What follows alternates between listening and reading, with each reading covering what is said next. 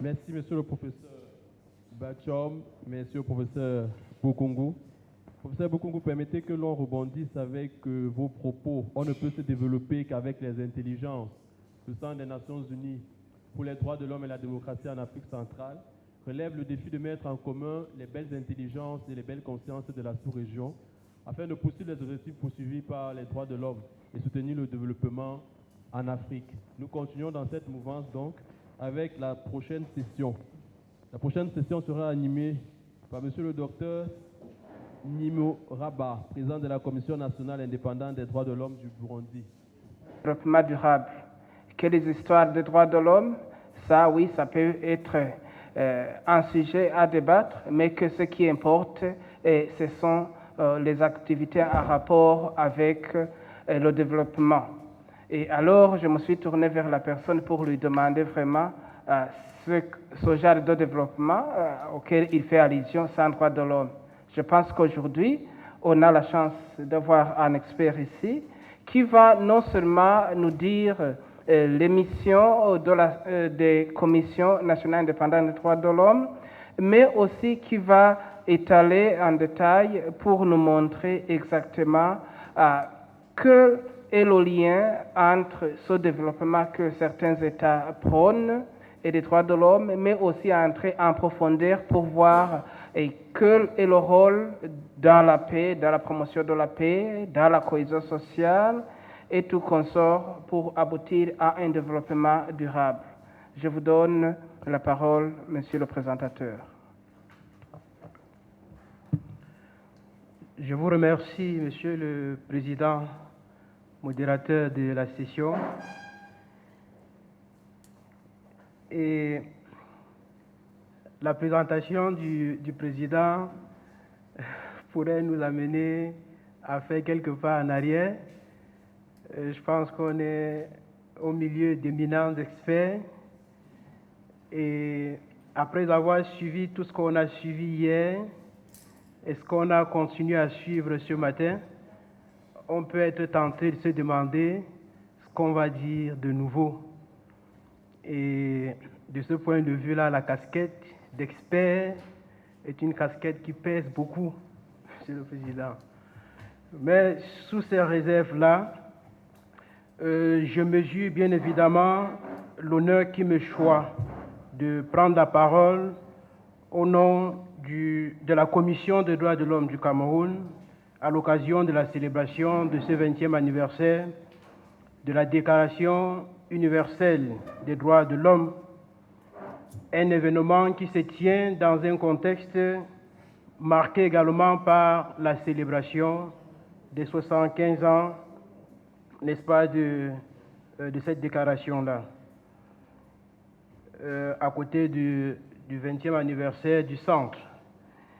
Et c'est le lieu ici pour nous de nous réjouir de l'excellente coopération que le centre entretient avec l'Institution nationale des droits de l'homme du Cameroun, acteur de référence du système national des droits de l'homme.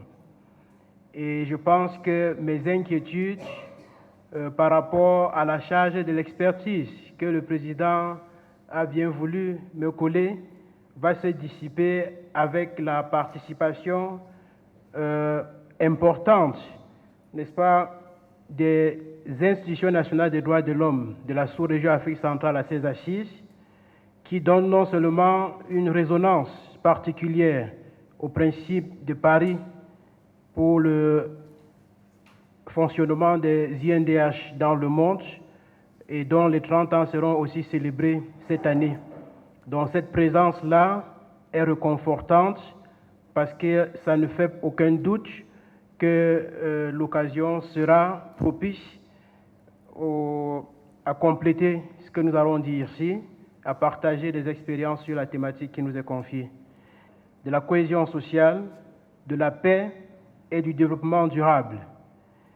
Il convient au préalable d'observer que d'autres champs importants dans lesquels les institutions nationales des droits de l'homme jouent un rôle tout aussi crucial, tels que la surveillance des droits de l'homme, la promotion de l'égalité et de la non-discrimination, la réalisation des droits économiques, sociaux et culturels, ainsi que l'alerte précoce pour mieux prévenir ou pour mieux répondre aux crises qui se posent à nos sociétés, n'ont pas été retenus dans le libellé attribué,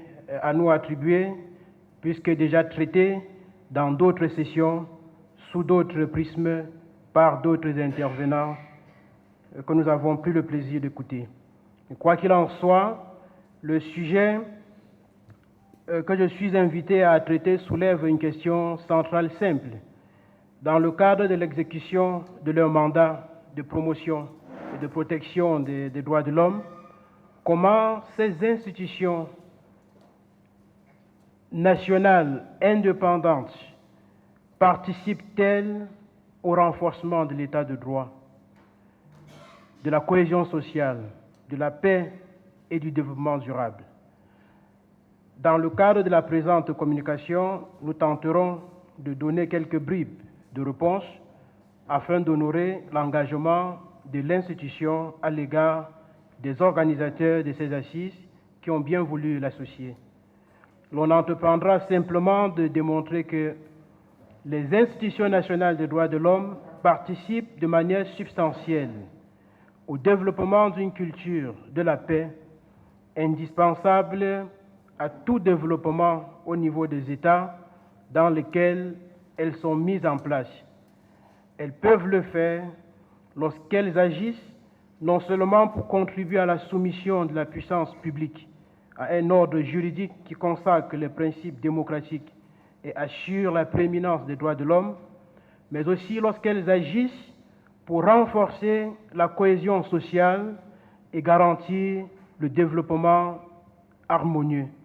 Autrement dit, le respect des droits de l'homme, des autres principes de la démocratie au service de l'état de droit, crée un environnement dans lequel les pays peuvent promouvoir le développement, mieux protéger les individus contre les discriminations, garantir à tous un accès égal à la justice, renforcer la cohésion sociale par une plus forte inclusion et partant créer les conditions d'une paix durable. A priori, je devrais bâtir cette présentation en 4 points en suivant servilement l'énoncé du sujet qui m'est assigné.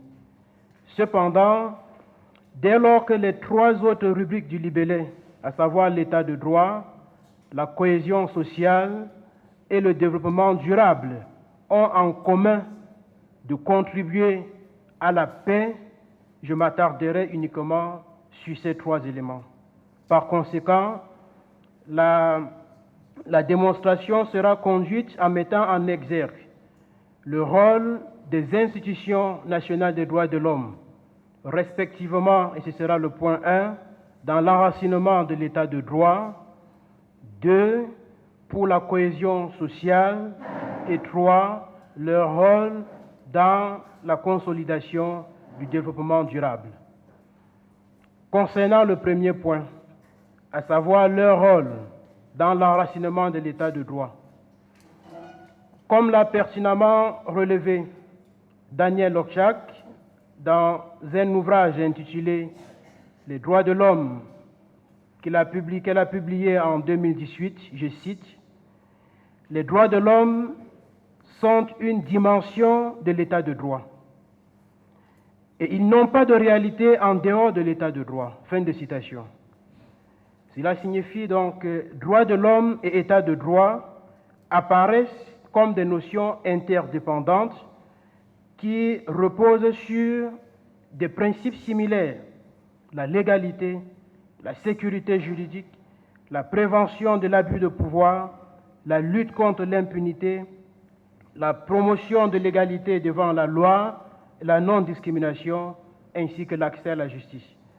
C'est-à-dire qu'en créant et en rendant opérationnelles ces institutions, les États ont bien compris qu'on ne peut pertinemment tisser une meilleure société dans nos pays, de moins en moins communautaire et de plus en plus individualiste, ni faire rentrer la démocratie dans la respiration quotidienne sans l'enracinement d'une véritable culture des droits de l'homme et des peuples, de l'état de droit, à travers le fonctionnement effectif des mécanismes et institutions qui en sont les vecteurs et qui en assurent la défense.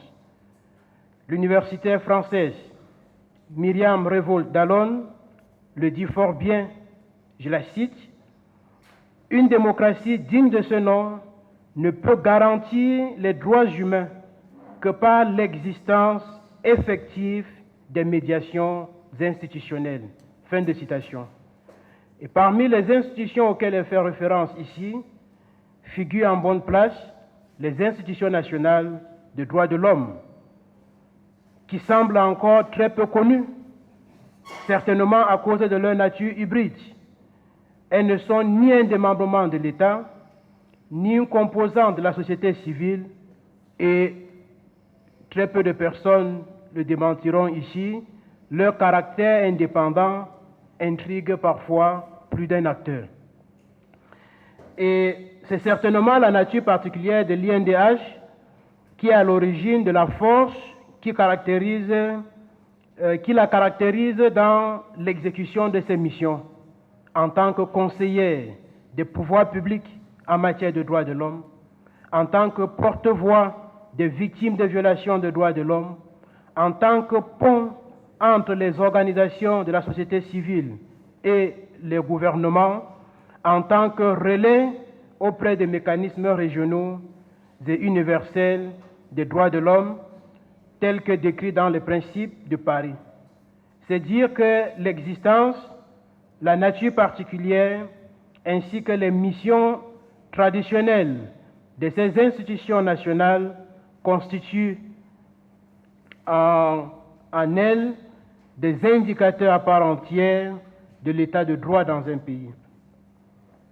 Et comme je le disais, je m'appuierai sur le cas de l'institution au nom de laquelle je parle ici pour illustrer, sans prétendre être exhaustif, comment une INDH peut contribuer au renforcement de l'état de droit.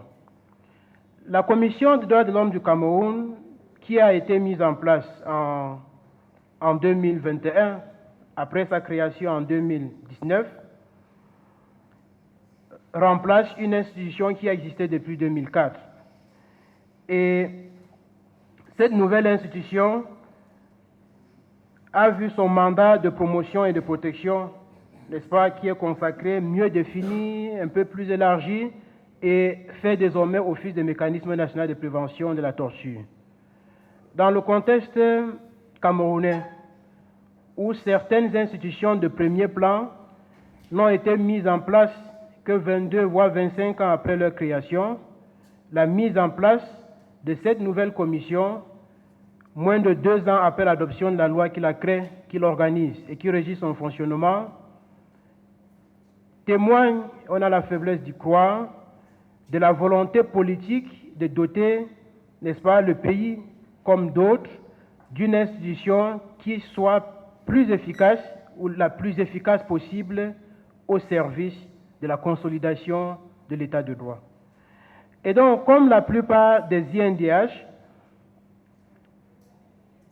qui ont la mission de promotion des droits de l'homme et de protection des droits de l'homme, la Commission du Cameroun les exerce également. Et en matière de protection, la loi la charge, je cite, par sa mission de protection, je cite, de contribuer à la consolidation de l'état de droit et à la lutte contre l'impunité en matière de droits de l'homme. Et l'INDH le fait en traitant les requêtes qui sont relatives aux allégations de violation des droits de l'homme ou en s'auto-saisissant lorsque certains faits dont elle a eu connaissance sont de nature à constituer des violations graves, récurrentes ou systémiques des droits de l'homme, y compris en menant des investigations, en tentant des conciliations, en faisant des perquisitions ou en amenant les autorités compétentes à faire des perquisitions, en engageant des sessions de dialogue, de médiation, en pourvoyant à l'assistance en justice et en intervenant devant les juridictions lorsque cela est nécessaire en qualité d'amicus curiae, d'amis de la Cour. L'INDH contribue par cette mission-là également en saisissant les autorités compétentes pour qu'il soit mis fin aux violations constatées ou en saisissant le ministère de la Justice pour qu'il engage des poursuites lorsque les faits qui lui sont remontés et qui ont été constatés sont constitutifs de délits ou de crimes. Deuxièmement, l'Institution nationale des droits de l'homme, dans sa mission de protection, assure le suivi de la situation des droits de l'homme, y compris dans le cadre de la mise en œuvre des recommandations des mécanismes de surveillance des droits de l'homme. Des intervenants sont revenus là-dessus avec beaucoup plus d'éloquence parce que cette surveillance des droits de l'homme permet à un moment donné de déclencher l'alerte sur des questions qui peuvent conduire plus tard à des violations massives des droits de l'homme. Donc, en vue de mieux jouer ce rôle, l'institution du Cameroun s'est dotée depuis le 28 juillet 2022 d'un numéro vert parce que pour amener la puissance publique à respecter le droit, il faut que les institutions se rapprochent de ce que quelqu'un a appelé hier les principaux détenteurs, n'est-ce pas, de la souveraineté, qui sont les populations. Donc la Commission a créé cet outil-là parce que c'est un complément très utile pour mieux être informés de ce que les citoyens peuvent pressentir ou constater comme étant une violation de leurs droits. Et en le faisant, le nombre de requêtes dont la Commission est généralement saisie a connu une augmentation significative comparativement à l'année qui a précédé la mise en place de ce dispositif, plus qu'à titre d'illustration. Après la mise en place de ce dispositif, l'on est passé en 2021 à 1237 requêtes que nous avons reçues et dont 951 ont été traitées en 2022, comparativement aux 824 requêtes reçues en 2021, dont 548 ont été traitées. Donc c'est dire que lorsqu'on rapproche l'institution de ce qu'elle est appelée à servir, on peut mieux, n'est-ce pas, résoudre un certain nombre de problèmes qui se rapportent à la soumission de la puissance publique à l'ordre juridique dont qu'il s'est lui-même doté.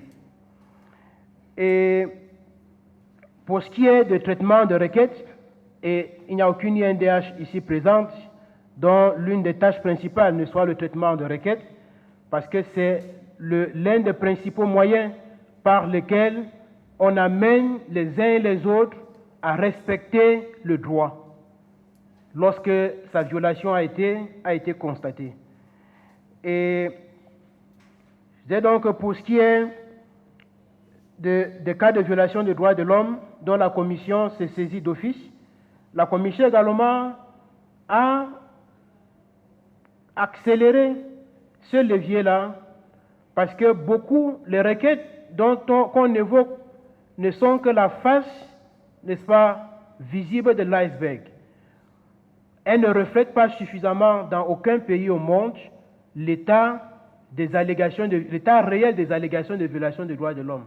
Parce qu'il y en a qui en souffrent, qui ne saisissent jamais personne, ni l'INDH, ni une autorité étatique, ni une quelconque autre autorité, ni même une OSC. Il y en a qui en souffrent tout simplement. Et donc, la Commission s'auto-saisit d'un certain nombre de cas. Elle est montée en régime en 2022 par rapport à 2021, où en 2021, elle s'est auto-saisie de 89 cas, et ce nombre est passé en 2022 à 253 cas pour essayer, dans des situations préoccupantes, de faire respecter le droit. Et dans le cadre donc de traitement des requêtes reçues, ou même de ces cas dont la commission s'autosaisit, pour faire respecter le droit, elle a effectué environ 1387 descentes d'investigation en 2021. Et entre 2021, on peut dire jusqu'à la fin du mois de septembre. Donc soit exactement 227 descentes en 2021, 565 en 2022 et 595 à l'heure où nous parlons à peu près. Donc les institutions nationales des droits de l'homme, en traitant de façon efficace les demandes d'investigation des citoyens, les allégations de violation des droits de l'homme qui sont portées à leur connaissance, en formulant des recommandations pertinentes et en amenant les autorités compétentes à apporter des solutions qu'il faut, participent, donc quand je dis qu'il faut, des solutions adaptées et qui sont conformes, n'est-ce pas, au cadre juridique dont l'État s'est doté, participent ainsi à renforcer l'État de droit. Et en raison de l'indépendance des missions qui sont dévolues aux INDH à travers le monde, les activités de promotion également participent à la consolidation de l'État de droit. Parce que lorsque l'INDH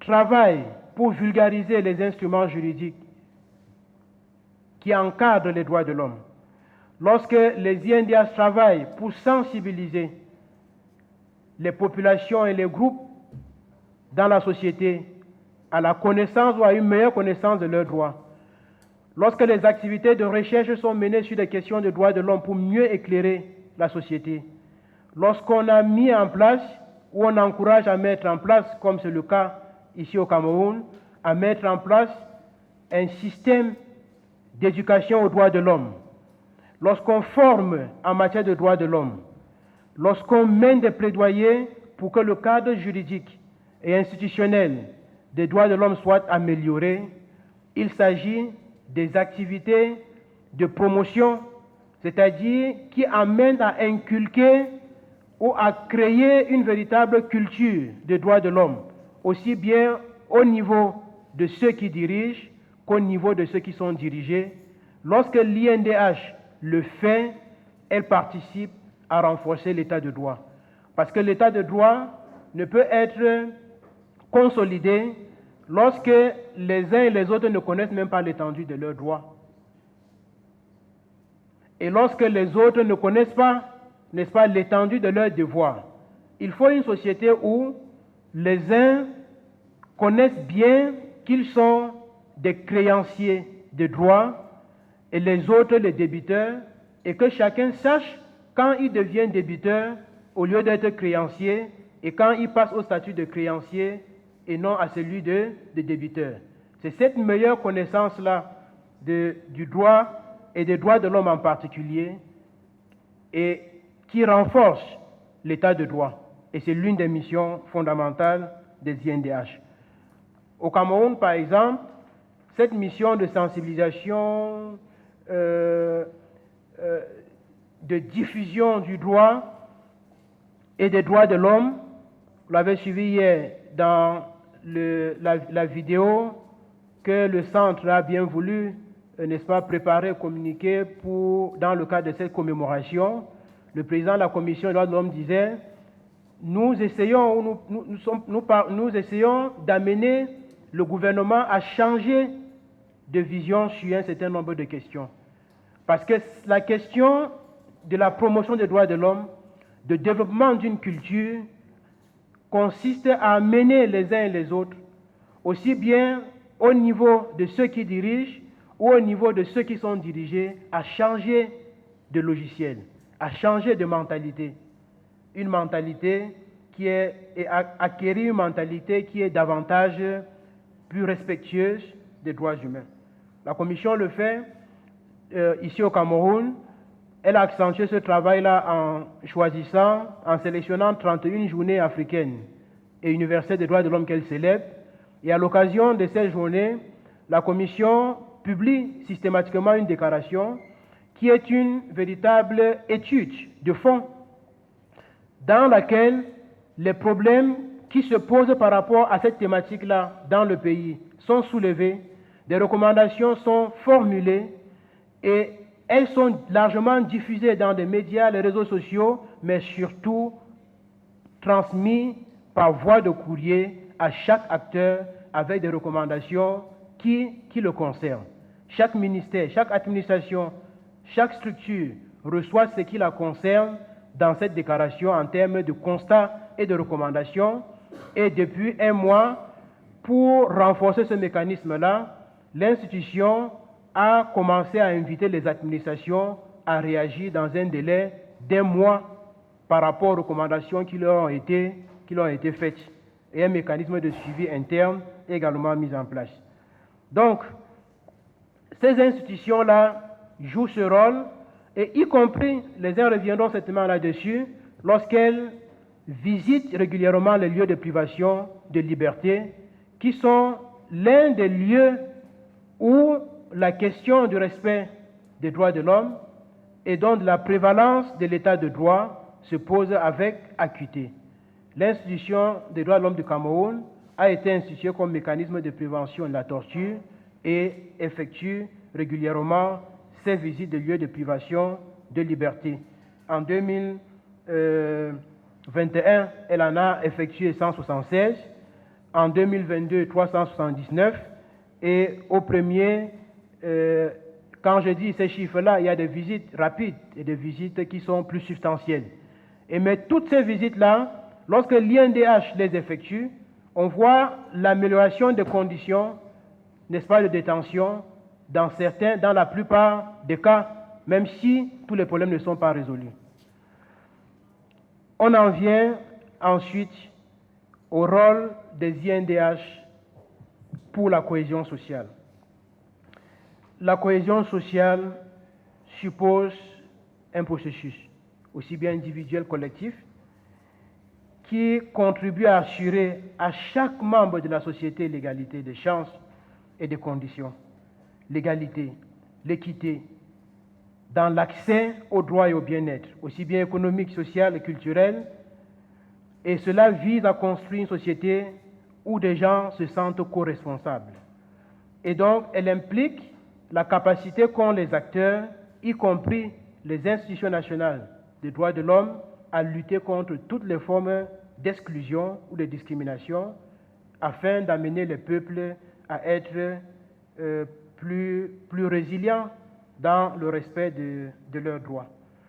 Et cela est bien évidemment davantage décrit dans un instrument que beaucoup ici maîtrisent mieux que moi, soit la déclaration de Kiev adoptée en 2017 dans le cadre de la conférence des INDH sur l'alerte précoce, la prévention des conflits et le rétablissement de sociétés pacifiques. Et les institutions de la sous-région partageront certainement, n'est-ce pas, les expériences plus pratiques, mais pour ce qui est de l'institution que nous connaissons le moins mal, le travail de consolidation de la cohésion sociale passe avant tout par une surveillance des droits de l'homme de façon générale. Et la Commission a d'autres outils, comme d'autres INDH, et publie, lorsque l'occasion s'y prête, des communiqués de presse. Et ces communiqués viennent généralement soit en amont, soit à la suite des violations emblématiques des droits de l'homme, à l'instar des communiqués qui a été publié au sujet de la banalisation des discours de haine dans les médias le 20 avril 2023. Et il s'agit d'une question qui est commune à la plupart des pays de l'Afrique centrale et dont le développement inquiète sur le maintien de la cohésion sociale. Lorsque l'INDH le fait, elle assure le service après-vente de ce communiqué en organisant des sessions de travail avec les administrations les plus compétentes pour résoudre un certain nombre de problèmes qui touchent directement la problématique. Les institutions nationales des droits de l'homme ont également un rôle majeur à jouer en contexte électoral pour préserver ou pour consolider la cohésion sociale. Ce sont des moments charnières qui leur donnent l'occasion, n'est-ce pas, de vivre généralement l'ébullition de leur société et sont amenés ainsi à jouer un rôle pour canaliser les uns et les autres, surtout dans le sens d'un meilleur respect des règles du jeu. Et dans cette perspective, l'Institution des droits de l'homme du Cameroun, en préparant son intervention dans le cadre du prochain cycle électoral, a élaboré une compilation actualisée de toutes les recommandations que l'INDH a formulées aux acteurs du jeu électoral depuis une décennie, donc entre 2010 et 2020. Et cette compilation-là a été transmise par voie de courrier le 12 décembre 2022 à tous les acteurs, gouvernement, partis politiques au pouvoir, de l'opposition, Elections Cameroun et les ministères compétents. Et l'une des recommandations dans cette compilation, qu'il est loisible de retrouver sur le site internet de la Commission ou sur ses pages Facebook et X, est relative à la lutte, n'est-ce pas, ou à la prévention d'un certain nombre de propos outranciers qui étaient réalisés par l'Institut danois des droits de l'homme et le Haut Commissariat des Nations Unies aux droits de l'homme. 92% des cibles de l'agenda 2030 sur le développement durable peuvent être associées aux dispositions des instruments internationaux et régionaux des droits humains. Et cet agenda véhicule l'idée selon laquelle, par le truchement des mesures économiques, sociales, environnementales, politiques et culturelles soutenues, il est possible aux États d'atteindre un niveau de développement suffisant pour l'épanouissement des populations tout en réduisant les inégalités. Nous mettons de côté les débats qui ont cours au sujet de la pertinence de telle ou de telle politique. Nous en avons suffisamment parlé hier.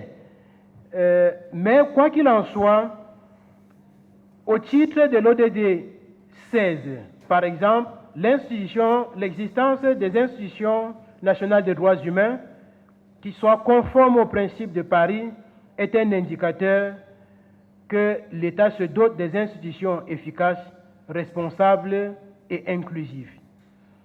Et de même, on a vu que le premier plan décennal de mise en œuvre de l'agenda 2060 de l'Union africaine, il était prévu qu'à l'horizon 2023, tous les États membres de l'Union africaine disposeront d'INDH qui fonctionnent.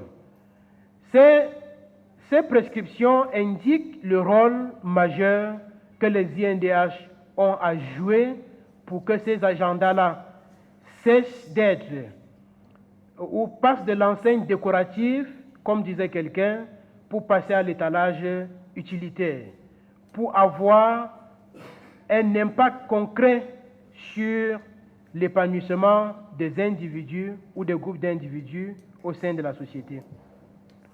Et donc, le rôle des INDH dans la réalisation du développement durable peut être pleinement joué, entre autres, à travers des conseils au pouvoir public, y compris les collectivités territoriales décentralisées, sur une approche aux droits de l'homme fondée sur les droits humains. Vous allez voir que dans tous les pays, toutes les institutions sont créées pour résoudre un problème. Que ce soit le ministère des Finances, il est créé pour résoudre un problème qui est en lien avec les droits de l'homme. Parce qu'il y a des outils qui sont développés sur la réalisation, par exemple, des droits de l'homme à travers le budget de l'État. Que ce soit les ministères en charge de la défense, leur rôle premier, c'est de résoudre un problème de droits de l'homme. C'est de défendre les populations et leurs biens. C'est d'assurer le droit à la sécurité, en fait. Que ce soit le ministère en charge de l'économie, des enseignements, des transports, des marchés publics, aucune administration n'est mise en place sans que la finalité ne soit que de résoudre un problème en rapport avec les droits de l'homme. Et donc les INDH ont la responsabilité d'amener ces acteurs-là à adopter dans leur démarche une approche droits de l'homme. Parce que le jour où les administrations vont comprendre et intégrer qu'elles sont créanciers, elles sont débitrices de droits et que les usagers sont des créanciers de droits et donc des services qu'ils offrent, le droit à la santé va cesser d'être un slogan pour devenir une réalité concrète. Le droit à la sécurité va devenir une réalité plus concrète parce que les structures mises en place pour les réaliser se considèrent effectivement comme débitrices de ces services-là au service des créanciers qui sont des usagers ou des groupes d'usagers. Les INDH également sont amenés à le faire en contribuant à la formulation d'indicateurs nationaux et des systèmes adéquats de collecte des données fondées sur les droits. Les INDH sont également appelés à contribuer à la réalisation du développement durable en effectuant un suivi des progrès qui sont effectués dans le cadre de la mise en œuvre des programmes irrelatifs au niveau local, au niveau national, au niveau régional, voire au niveau universel, afin de mettre en lumière les inégalités, les discriminations, ainsi que des recommandations qui peuvent amener les uns et les autres à gommer ces disparités. Les INDH sont également appelés à le faire en traitant, on l'a dit, les allégations de violation des droits de l'homme en lien avec la mise en œuvre des objectifs de développement durable et en menant des enquêtes approfondies sur ces sujets. Elles le font également en facilitant l'accès aux voies de recours, juridictionnelles ou non juridictionnelles, ainsi qu'à la réparation pour les victimes des violations des droits de l'homme. Et au Cameroun,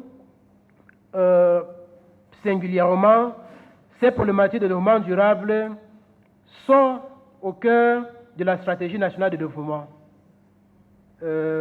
à l'horizon 2030, mais également dans le cadre du plan cadre de la collaboration entre le Cameroun et les Nations Unies 2022-2026. Le rôle de l'INDH du Cameroun, qui s'est attribué dans ce processus d'une meilleure réalisation du développement durable, a été renforcé. L'institution s'est davantage impliquée, n'est-ce pas, dans ce processus en signant un mémorandum d'entente. C'était le 28 septembre dernier avec l'Institution nationale de la statistique au fin de renforcer, n'est-ce pas, la collecte des données fiables, appropriées, valides, de qualité et désagrégées, ainsi que des indicateurs solides pour mesurer les progrès, accélérer la réalisation de ces objectifs de développement durable, ainsi que les droits de l'homme en général, le développement étant lui-même un droit fondamental. L'INDH le fait, les gens reviendront certainement là-dessus, dans le cadre de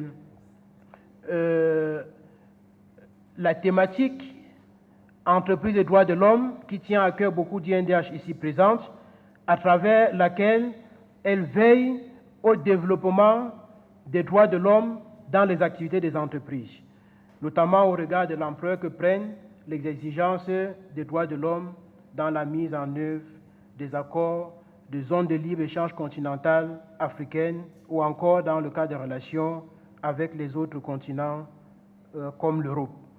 Donc voilà, mesdames et messieurs, les bribes de réflexion qu'il nous a paru utile de verser à la discussion quant au rôle que les INDH peuvent jouer pour renforcer l'état de droit, pour contribuer à consolider la cohésion sociale et pour booster le développement durable. Je voudrais terminer, Monsieur le Président modérateur, pour dire qu'elles ne peuvent pas le fait de façon optimale, donc elles ne peuvent pas jouer ce rôle de façon optimale si leur indépendance est compromise ou autocompromise, si elles sont considérées comme des adversaires par des pouvoirs publics, si leurs missions sont mal interprétées par les organisations de la société civile, si elles ne bénéficient pas de l'accompagnement des partenaires et si elles ne disposent pas de ressources suffisantes pour mener leurs activités de terrain au plus près des populations qui, elles, souvent, n'ont que ces institutions-là comme dernier recours. Merci beaucoup, applaudissons. Je ne saurais résumer tout ce qu'il a dit, mais ce que j'ai pu capter en quelques mots, c'est que, au fait, comme il a dit, les droits de l'homme sont donc une dimension de l'état de droit. Ça m'a touché beaucoup, parce qu'il a aussi mentionné l'interdépendance entre les droits de l'homme et l'état de droit, mais aussi a dit que pour que la démocratie soit établie, il faut une médiation institutionnelle, ce qui peut être fait par une commission des droits de l'homme, mais aussi a mentionné le fait que pour que l'état de droit soit établi, il faut une surveillance de la mise en œuvre des conventions ratifiées par chaque État, mais aussi que la population doit connaître ses droits et ses devoirs. Et la même chose que le gouvernement qui doit savoir les devoirs envers la population. Pour ce qui est de la cohésion sociale, il nous a rappelé que la cohésion sociale est un processus et que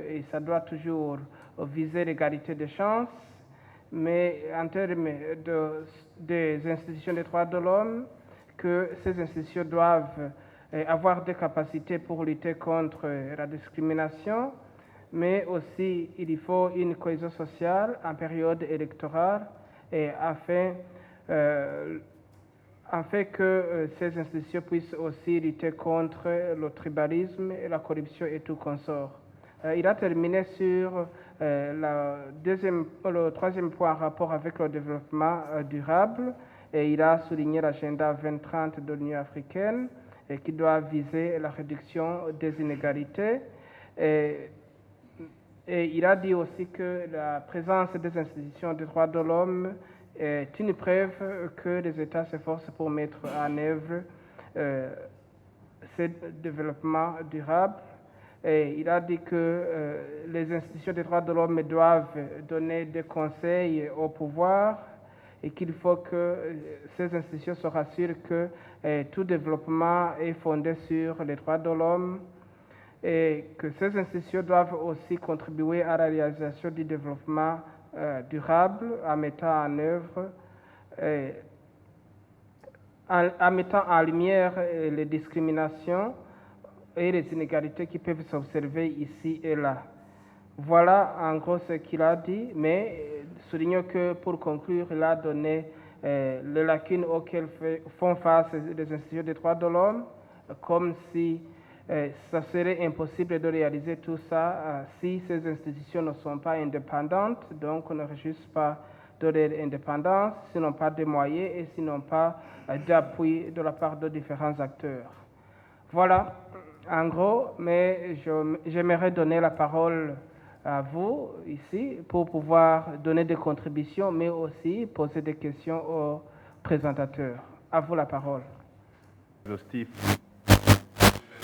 national des droits de l'homme et de la paix, de la démocratie, de la cohésion sociale, du développement. Nous savons assez bien que la question des institutions nationales et de leur rôle est indissociable de la problématique qu'on a discutée avant cette session, à savoir le système politique et démocratique. Il n'y a pas moyen de les dissocier parce que les institutions évoluent dans un contexte bien précis et sont l'émanation du système politique et démocratique.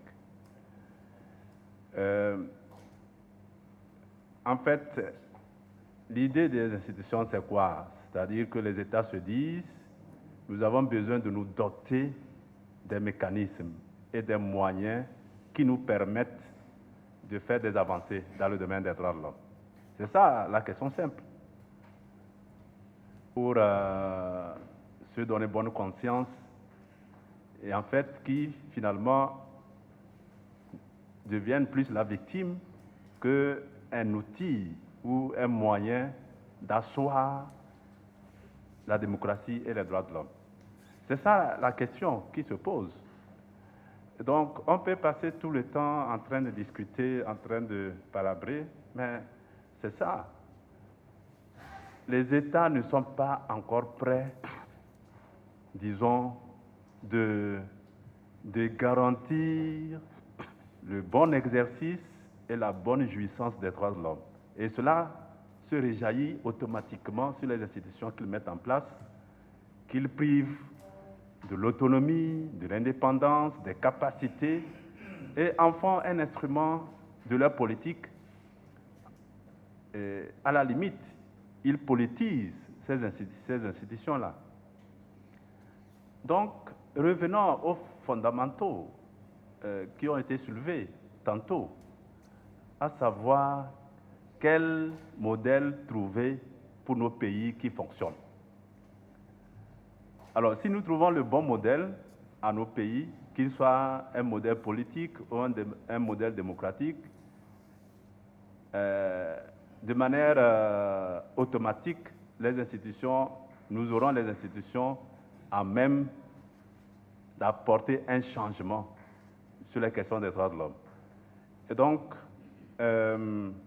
voilà, c'est là où se situe la problématique, puisque lorsque nous regardons nos institutions, nous nous apercevons qu'il y a un tel malaise. Eh bien, on va choisir les gens à mettre là-bas, les gens qu'on est en mesure de manipuler, qui ne peuvent même pas lever le petit doigt pour, ne serait-ce que donner des conseils, les institutions ne sont pas ne serait-ce que donner des conseils sur comment avancer. On va choisir des gens qui vont applaudir, qui vont plus se soucier de leur carrière, se soucier de leur avenir et autres.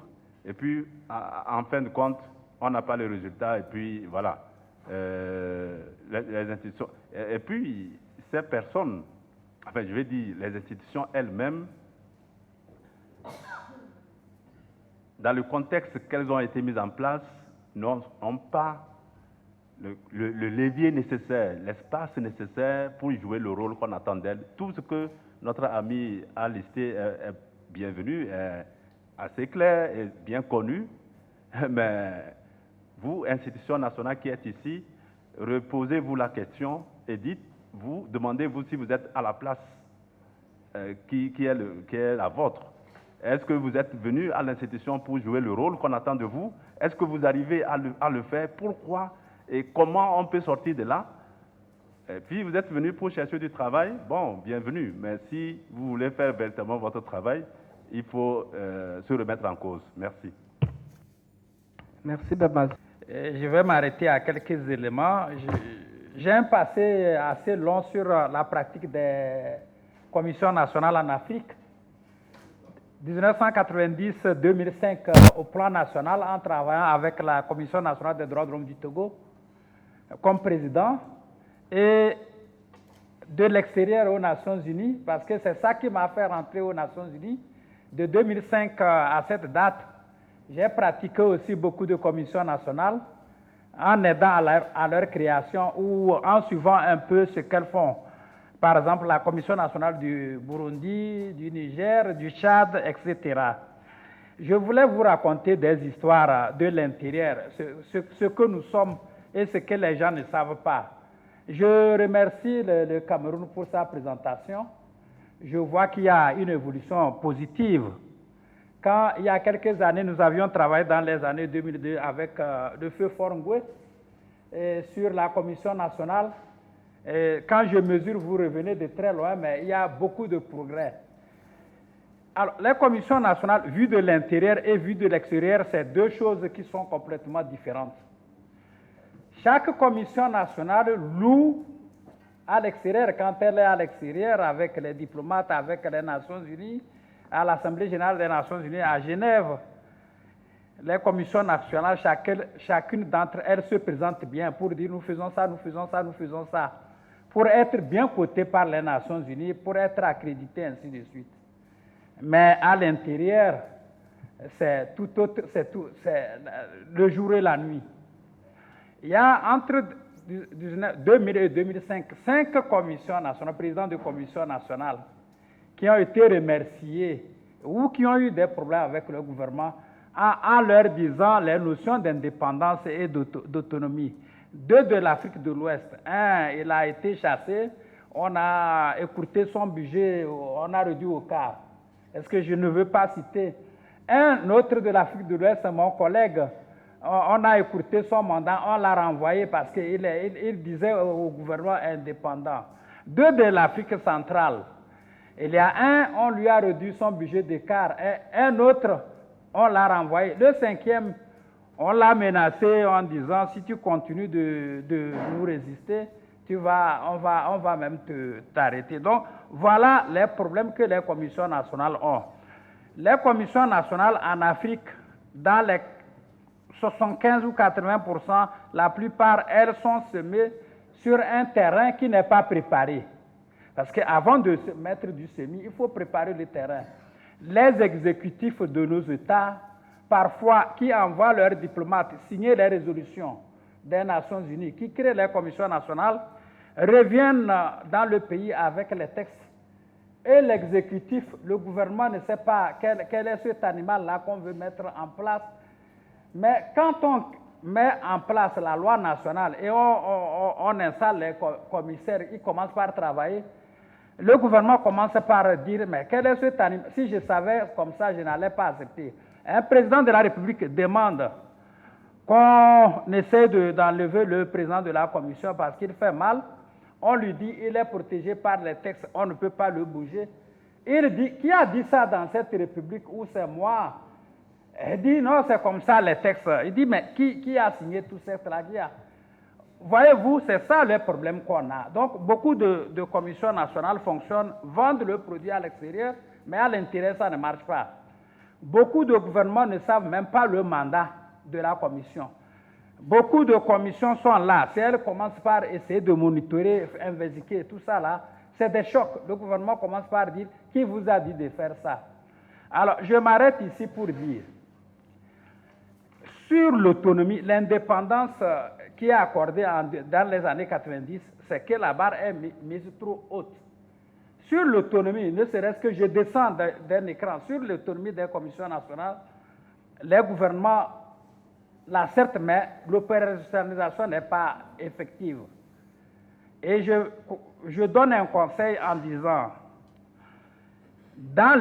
actuellement je connais quelques gouvernements, au niveau de la présidence, au niveau de la primature, au niveau des cabinets, ils ne savent pas comment la Commission nationale doit fonctionner, les questions d'autonomie, jusqu'aujourd'hui.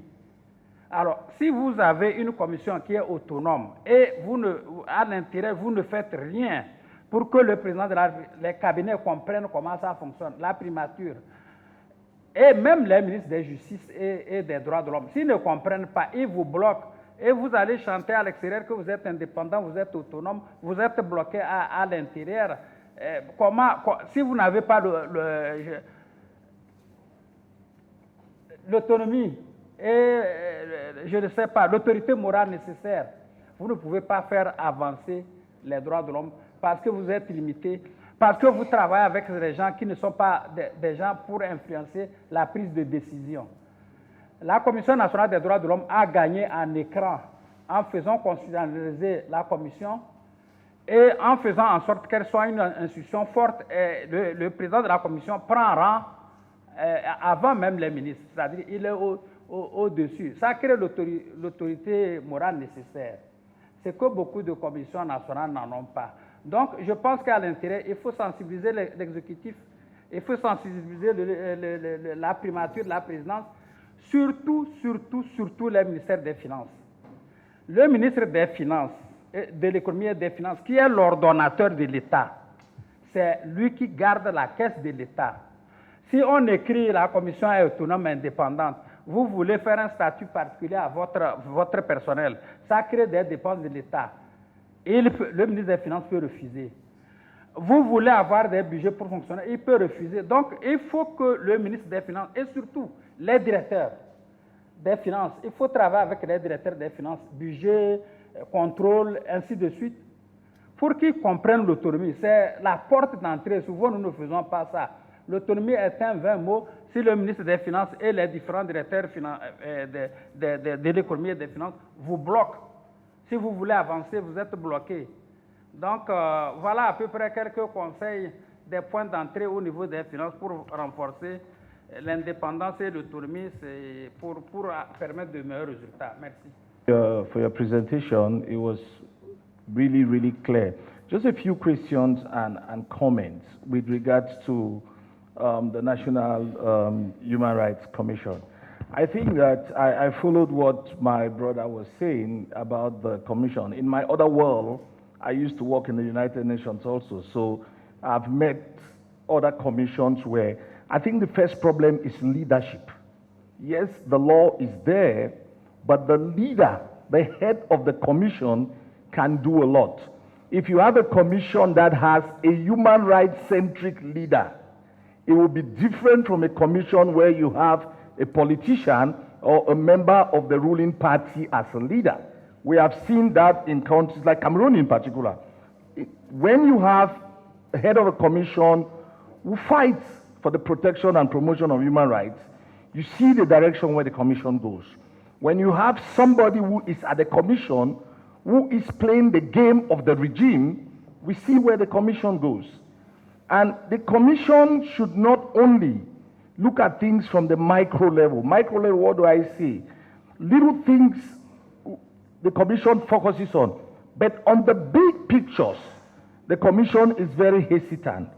When it concerns atrocities committed by government, I wish the president of the commission of Cameroon was here, you know, so that I would really ask him this question. But as his representative, mon ami, je pense que je suis en ordre, n'est-ce pas? You got what I'm saying, not so? Yeah, I will speak in English because I know you understand English. When it concerns the big pictures, the macro issues, Ngabu, for example, we expect our commission, because it is something that we appropriate as Cameroonians, for example, we expect the commission to be the one to make the statement. We don't expect civil society to make a statement. The commission is silent, then the president has to create a commission to do investigation. It waters down your powers, and this is not the government making it, but it's you as a commission not taking your responsibility. I spent 9 months in jail. The commission could not afford to visit us in jail, but the office of the Human Rights Commission had to come to Konengi to visit us. You talk about social cohesion, which is very important within the context of what is happening in Cameroon, for example. What role is the commission playing with regards to social cohesion? How do you try to use your office and the mandate to try also to build social cohesion in the country? Because the perception about the commission is like what Human Rights Watch wrote something a couple of years ago. National Human Rights Commissions, are they prosecutors or persecutors of human rights? The commission has to make a rethink whether you people are actually there to aid or to persecute human rights. Because I think that you have a lot of powers, and civil society, for example, is willing to support you. And as a commission also, my brother, you people should not pick and choose the civil society you work with. Try as much as possible to look at civil society across the board. Don't look at civil society that criticizes human rights violations and you think they are enemies. Because as part of nation building, each and every one, just like what I think the former director said earlier in the morning, no society can emerge without the civil society accompanying the government in its mission to ensure that human rights are respected, there's social, economic development in the country. So I think that the Commission has a major role to play, and not just the Commission in Cameroon. I think the Commission in our sub-region must, and it's not a me, must assert itself, must be the light when everything seems to fail. The Commission should be that light that could speak for the suppressed, the marginalized, and the oppressed. The Commission should be that light that it's not only for little things that they speak, but for bigger things when it concerns government also. We expect the Commission to be the light. And I think that when the Commission does that, it would help us to emerge as a nation. Thank you. La délégation gabonaise est heureuse d'être parmi vous ce matin dans le cadre de la poursuite des travaux. Et je voudrais remercier le présentateur qui nous a fait l'état de lieu, fonctionnement de nos institutions nationales et le rôle qu'elles doivent jouer au quotidien dans la préservation des droits de l'homme au sein de nos différents pays. Je voudrais informer l'auguste Assemblée des efforts de mon pays en ce qui concerne la consolidation de la CNDH. Bien entendu, comme vous le savez, la Commission nationale des droits de l'homme est une émanation des organes de traité. Et chaque pays est donc invité à mettre en place ces organes-là. Et c'est ce que nous avions fait. La Commission existe depuis plusieurs décennies. Au moment où je vous parle, et je l'indiquais déjà hier, notre commission est sur le point de se doter d'une loi. Et le ministre de la Justice qui empêchait a été représenté par un collaborateur de haut niveau qui a présenté le texte devant l'Assemblée nationale de notre pays. Je pense qu'avec cette nouvelle loi, la Commission nationale des droits de l'homme de mon pays va devoir travailler de façon libre. Parce que aujourd'hui, l'élan de liberté, l'élan des nouvelles autorités qui est visible, et que vous pouvez d'ailleurs le constater, participe à la préservation des droits de l'homme dans mon pays, le Gabon. C'est l'occasion pour moi ici de réaffirmer les engagements que les nouvelles autorités de Libreville, la capitale, ont eu à prendre devant la nation tout entière et devant la communauté internationale. Ceux qui ont suivi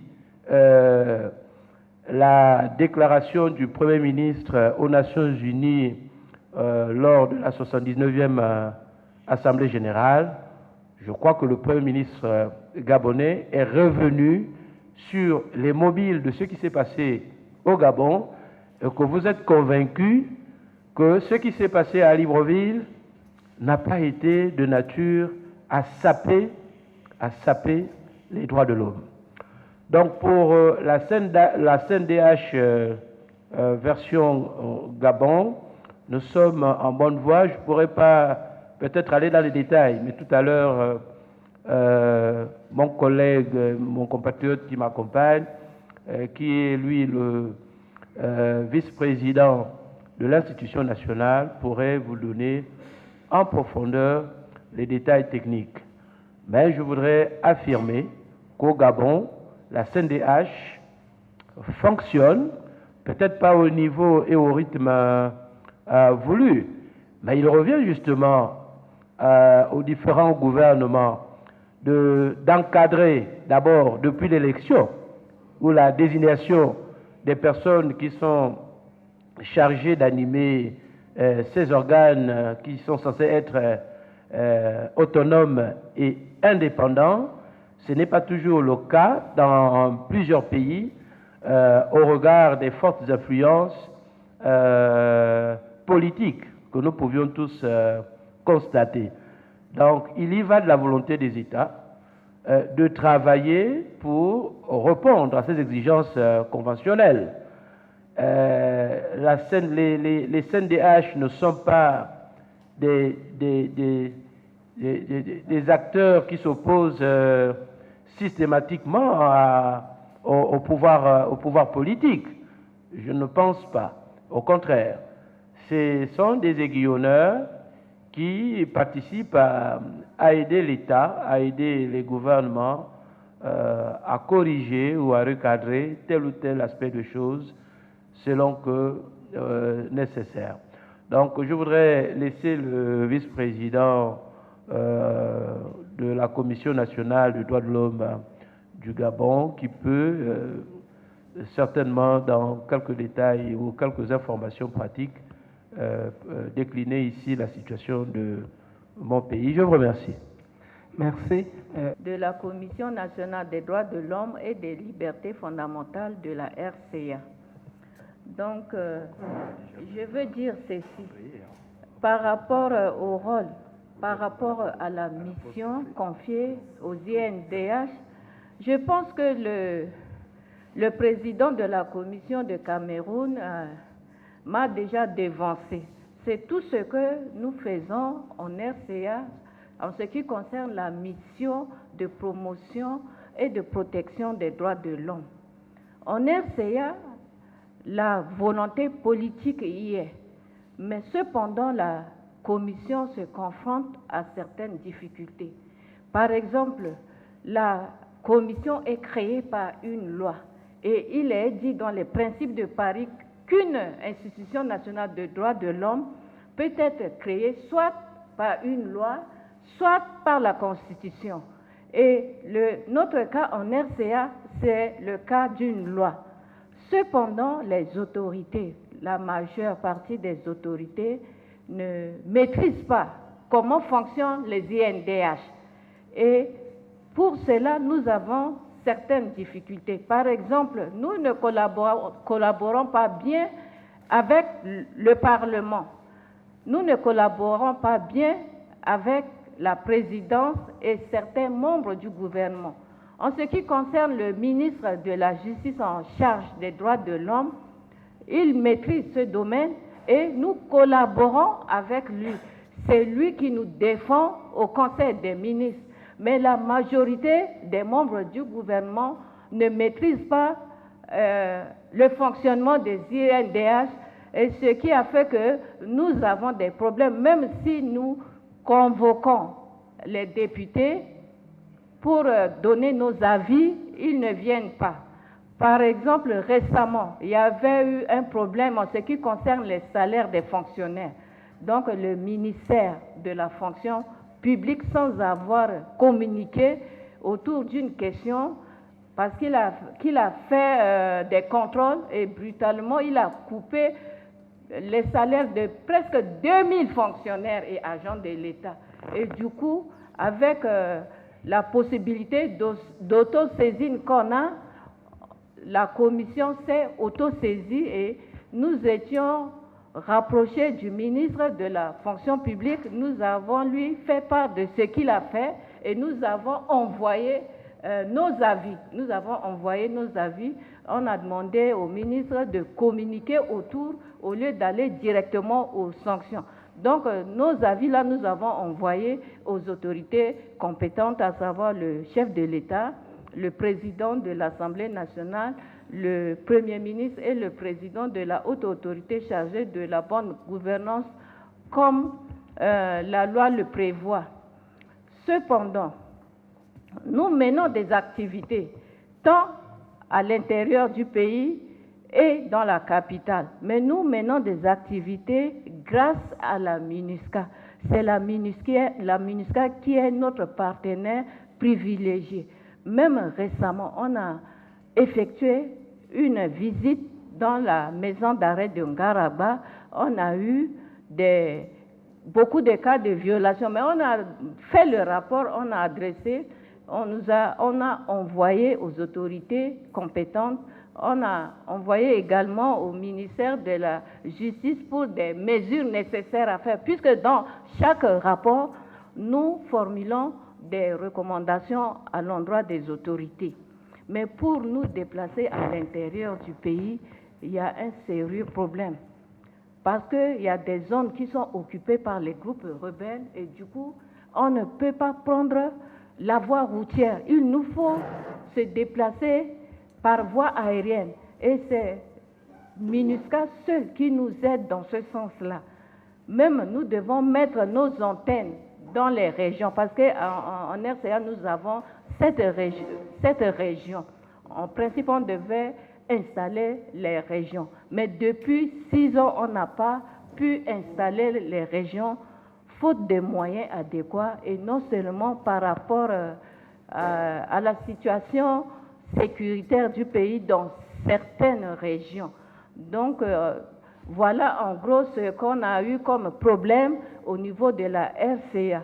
Et par conséquent, la RCA formule certaines recommandations. En ce qui concerne nos autorités, nous souhaitons à ce que le centre puisse faire des plaidoyers auprès de nos autorités compétentes pour leur montrer l'importance, le rôle d'une CINDH. Non seulement le rôle d'une INDH, mais aussi notre collaboration avec ces autorités-là, parce que la collaboration est un peu difficile. Donc, nous souhaitons à ce que le centre organise un plaidoyer à l'endroit de ces autorités et aussi un atelier gouvernemental à l'endroit des membres du gouvernement et aussi un atelier à l'endroit des députés de la RCA. Et en plus de cela, nous sommes logés au sein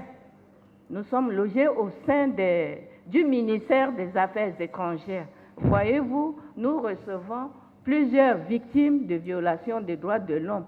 Nous pouvons également recevoir les victimes politiques des droits de l'homme. Voyez-vous, nous sommes logés au troisième bâtiment, bâtiment annexe des affaires étrangères. Nous sommes au 3e étage. Donc, les gens comme les handicapés, est-ce que les handicapés peuvent nous joindre au 3e étage? Du coup, voyez-vous, ça pose problème.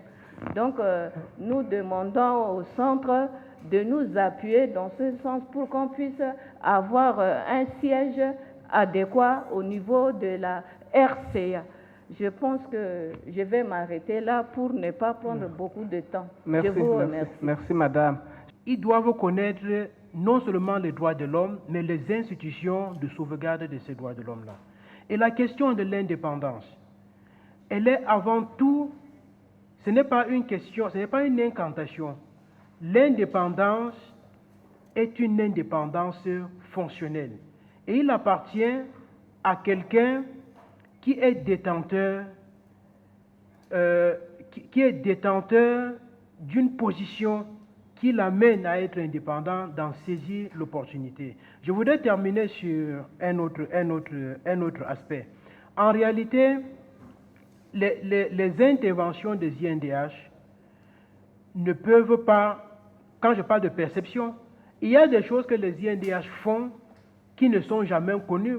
Par exemple, le collègue disait que par rapport à l'affaire de Ngarbou, la commission n'a pas fait un communiqué de non, c'est faux. La commission, bon, pas que c'est faux, ça a échappé aux collègues parce qu'il suit les questions des droits de l'homme. Le président de la commission des droits de l'homme était d'ailleurs membre du comité de la commission d'enquête sur ces questions-là. La commission a pris position par rapport à ces questions, a publié un communiqué. L'institution des droits de l'homme du Cameroun Et c'est une pratique courante.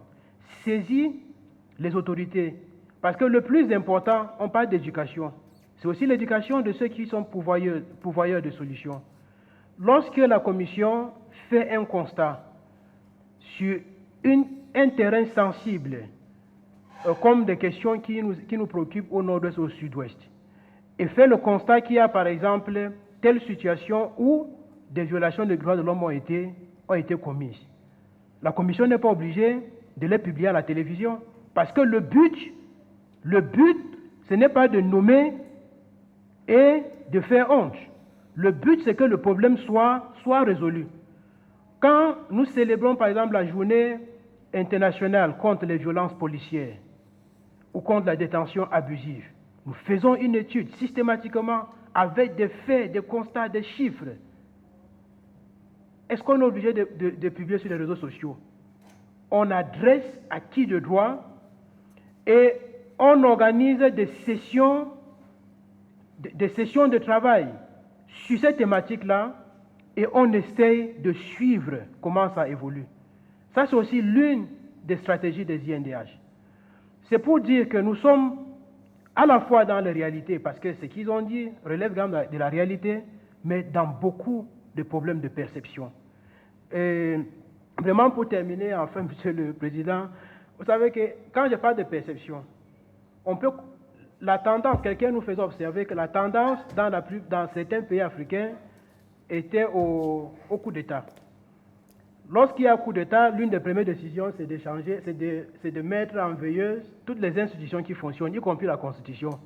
Il disait que même jusque-là, le fait de constitutionnaliser l'INDH peut ne pas être une garantie. Ça, c'était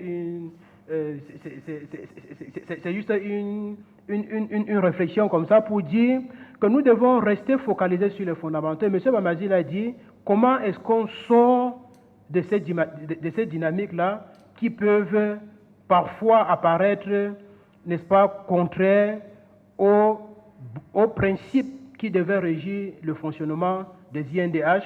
Et il me semble, Monsieur le Président, que c'est une question qui n'est pas de la compétence de cette assise-ci et qui peut-être nécessite d'autres réflexions ultérieures.